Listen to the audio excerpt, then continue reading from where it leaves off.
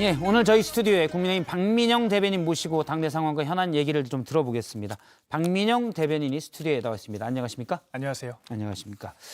전화로 몇 번 제가 인터뷰를 했는데 네. 오늘 전국위원회도 있었고 스튜디오에 좀 모셨습니다. 네. 전국위원회에서 비대위 체제로 가는 걸로 결정을 했습니다. 예. 주호영 비대위원장 지금 추인 투표가 일어나고 있고 이 상황은 어떻게 보십니까?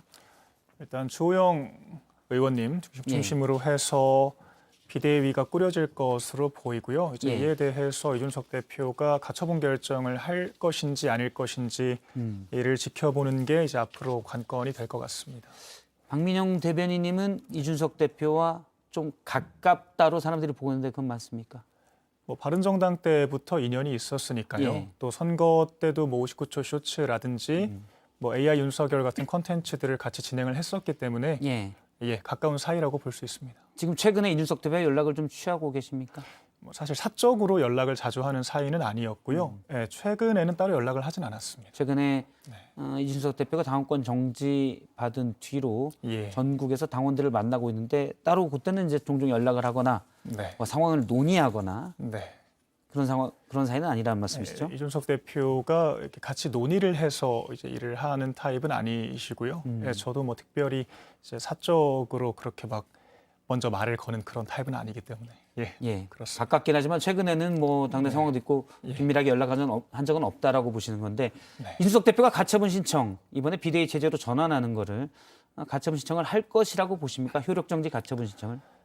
아무래도 할 거라는 의지를 강하게 또 보이셨기 때문에 일단 할 것으로 보이는데요. 그러니까 저는 안 했으면 좋겠다라는 이야기를 재차 드려야 할 것 같습니다. 그러니까 지금 이준석 대표를 정말 아끼고 걱정해 주시는 분들 있지 않습니까? 오세훈 시장, 뭐 정미경 최고위원 이런 분들도 다 이구동성으로 가처분을 안 했으면 좋겠다라고 이야기를 하고 있거든요. 그러니까 가처분을 해도 그러니까 돼도 문제고 안 돼도 문제다라는 게 지금 핵심인 것 같습니다. 만약에 인용이 된다라고 해도 당이 엄청난 혼란에 빠지게 될 것인데 결국에는 그 책임을 이준석 대표가 함께 거의 뒤집어 쓰게 되는 형국이 될 수밖에 없거든요. 그러니까 당 전체가 적으로 돌아서 버리는 그런 상황에 초래될 수가 있고 기각된다라고 했을 때는 좀 정치적 명분을 상실할 수가 있기 때문에 당과 이준석 대표 모두를 위해서 사실 돌아와야 할 집을 망가뜨리는 식의 이런 문제 해결 방식은 좀 지양하는 게 좋겠다라는 게 공통된 생각인 것 같습니다. 가처분 신청이 만약 기각돼 버리면 이준석 대표 입장에서는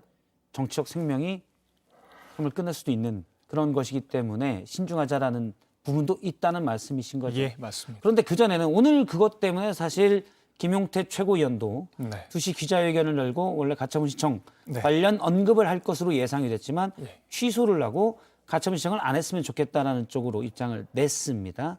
그런데 지금의 박민영 대변인도 마찬가지고 김용태 최고위원도 마찬가지고 지금의 국민의힘 돌아가는 상황이 절차와 원칙에 맞지 않다라고 계속 주장해왔던 거 아닙니까? 그러니까 그러면 절차와 원칙에 맞지 않는 거를 실질적인 실효적인 이유 때문에 놔두자는 건가요? 그러니까 당위와 현실이 부딪힐 때 저희가 늘상 딜레마에 빠지곤 하지 않습니까? 그러니까 당이라는 것의 어떤 대원칙은 어쨌거나 대통령과 함께 국정을 성공적으로 이끌어서 국민을 위한 정치를 하는 것이 당의 기본적인 대원칙이라고 할 수 있겠습니다. 그다음에 그런 것들을 효과적으로 수행하기 위해서 존재하는 것이 이제 당원 당규와 같은 절차와 원칙이라고 할 수 있겠는데요. 그러니까 이번 사태 같은 경우에는 그 원칙과 원칙이 부딪히는 상황이라고 할 수 있겠습니다. 그러니까 지금 이 위기 상황이 도래하기까지 이 절차상으로 정당했느냐라고 묻는다면 전 재차 말씀드리지만 그렇지 않았다라고 생각합니다. 그런데 지금 도래한 국민의힘의 상황이 객관적으로 위기 상황이냐 아니냐라고 물었을 때 노라고 이야기할 수 있는 사람 지금 많지 않을 거라고 생각을 하거든요. 그러니까 객관적인 위기 상황이 도래했을 때 딜레마 상황에서 결과적으로 당이 선택해야 할 길은 국민을 위한 길이고 대통령을 잘 보필하는 길일 수밖에 없다라는 것이 제 생각입니다. 그러면 왜냐하면 지난해 저도 봤지만 몇 달 동안 전당대회를 하잖아요. 이준석 대표가 여러 지역별로 전당대회를 해서 결국엔 선출이 됐는데 상임 전국위와 전국위를 거쳐서 당원에서 선출된 대표가 사실상 당대표를 못 맡게 되고 비대위 체제로 가는 것.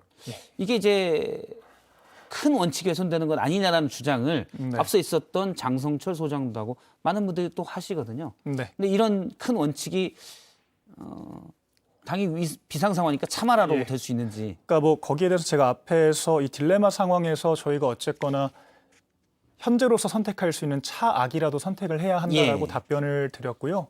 이 망가진 어떤 원칙에 대해서는 사실 저희가 비판을 감내해야 됩니다. 이미 많은 분들께서 저희 당에 이제 큰 비판의 목소리를 내주고 계시고요. 저는 그런 의미에서 어떤 국밭의 뭐 이런 움직임들도 어떤 뭐 당내 민주주의, 그러니까 다양한 의견들을 수용하고 자정을 겪는 과정으로서 의미가 있다라고 생각을 합니다. 저희가 그런 것들을 보고 당연히 반성을 해야 되는 것이고요. 그런 비판들을 감내한 상태에서 이 재발 방지를 위해서 철저한 또 노력이 필요할 것입니다. 신인규 부대변인이 주도하는 국바세 국민의힘 바로 세우기 운동인데요. 여기서 가처분 신청을 하겠다고 하는데 혹시 네. 김용태 최고위원이나 박민영 대변인이나 이쪽 국바세 쪽과 또 연락을 하면서 서로 의견을 조율합니까? 저는 따로 조율한 적은 없습니다. 예. 그럼 국바세는 국바세대로 따로 가처분 신청을 할 가능성이 높은 상황입니까? 네네. 예. 뭐 일단 뭐 집단 소송을 통해서 뭐 인원이 충족됐다라고 저는 들었기 때문에 뭐 이것대로 또 추진을 할 것으로 보이고요. 그런데 제가 알고 있기로는 뭐 이준석 대표를 지지하는 모임은 아니기 때문에 그러니까 독립적으로 어떤 당의 의사를 내비치는 것이다라는 움직임으로 알고 있습니다. 네. 근데 이제 또 많은 분들이 보기에는 이준석 대표에게 부담이 될까 봐 이렇게 거리를 두는 거지 사실상 지지하는 모임이 아니냐라는 생각도 하고 있습니다. 네네. 앞서 말씀하신 대로 뭐 이준석 대표가 직접 주도해서 가처분 신청을 했다가 기각된다면 정치적 타격이 크기 때문에 맞습니다. 사실은 이준석 대표 말고 다른 분이 하는 것도 좋겠죠. 13일 날 이준석 대표가 기자회견을 한다고 했습니다. 어떤 내용이 주를 이룰 거라고 보십니까?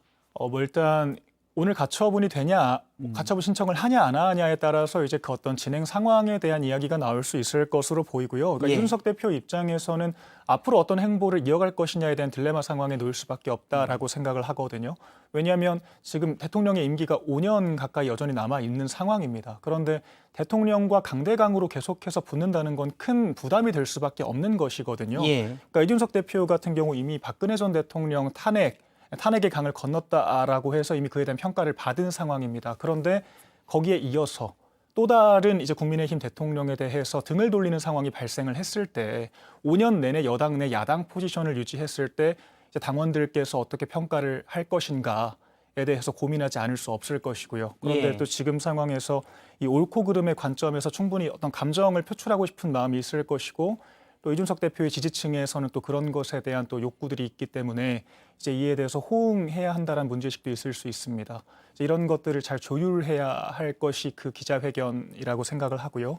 저는 이준석 대표가 더 멀리 바라봐야 한다라고 생각합니다. 제가 이제 가끔 정치권에서 들으면 국민의힘 분들이 이런 얘기를 했습니다. 이준석 대표를 말릴 사람이 없다. 그러니까 최근에 갈등 상황, 당원권 정지 이후에도 갈등 상황에서 이른바 윤핵관 쪽에서는 이준석 대표와의 소통 창구가 아예 없다라는 뭐 애로 또는 불만, 아쉬움을 표한 적이 있는데 혹시 당의 지도부나 다른 쪽에서 박민영 대변인이나 김용태 최고위원을 통해서 좀 이런 의사를 전달해 달라 이런 게 온 적이 있습니까? 사실 뭐 저도 직간접적으로 계속해서 이 가처분이라든지 어떤 지금 대통령을 상대로 한 행보 같은 것들에 대해서 우려를 전달을 드리긴 했었습니다. 그러니까 최근에 그러니까 뭐 대표 임기 때도 뭐 사실 어떤 뭐 간장이라든지 뭐 디코이라든지 약간 이런 논란이 될 만한 표현들이 있었고요. 근데 최근에는 사실 대통령을 상대로 해서 뭐 한심하다라는 사실 표현까지 사용이 됐었거든요. 그런데 저도 민주당을 상대로 그렇게까지 표현하는 경우가 거의 없습니다. 민주당도 사실 저희 대통령에 대해서 그렇게 표현하지는 않죠. 근데 이렇게까지 강하게 대통령을 비토하는 상황에서 사실 이 대통령과 함께 가야 하는 여당이 이제 그런 움직임을 호응하는 건 불가능하거든요. 그러니까 당에 몸을 담은 입장에서는 그런 식의 어떤 행보에 대해서 지지를 보내기가 어렵습니다. 그런데 그런 행보들이 결과적으로 이준석 대표를 고립시키는 결과가 나타날 수가 있는 것이거든요. 그래서 결국 당이라는 것은 동지라는 개념으로 움직입니다. 저희가 하나로 가야 될 식구인 어떻게 보면 것이고요. 그런 부분을 좀 워해달라고 당 지도부나 다른 쪽에서 박민영 대변인에게 좀 부탁이 오거나 그런 아니요, 좀... 제 판단으로 그렇게 말씀을 드렸습니다. 박민영 대변인 판단으로요. 요거 하나 좀 여쭤보겠습니다. 주호영 비대위원장이 이제 될 가능성이 큰데 전당대회를 올해 해야 됩니까? 내년에 해야 됩니까? 그러니까 이준석 대표가 차기 전당대회에 나올 수 있게 해야 된다고 보십니까? 아니면 그냥 올해 해야 사실 된다고 보십니까? 지금 비대위원 같은 경우에는 좀 자기 희생적인 의미가 크다라고 할 수 있겠습니다. 국정이 굉장히 어려운 상황이고요. 그러니까 주호영 의원 같은 경우에는 또 5선의 중진이시지 않습니까? 이제 그런데 이제 통큰 어떤 비대위원장 결정에 동의를 해 주신 건데 저희가 뭐 관리형으로 몇 달만 하고 사실 뭐 그런 식으로 이야기하기는 어려운 것이라고 생각을 하거든요. 그래서 이 어떤 혁신형의 비대위를 꾸릴 것이다라는 의지를 또 천명을 하신 걸로 제가 알고 있고요. 또 그렇게 해서 좀 당이 안정화되는 방향으로 가는 것이 저도 맞다라고 생각을 합니다. 알겠습니다. 혁신형 비대위가 돼야 된다는 의견까지 들었습니다. 국민의힘의 박민영 대변인이었습니다. 오늘 말씀 고맙습니다. 네, 감사합니다.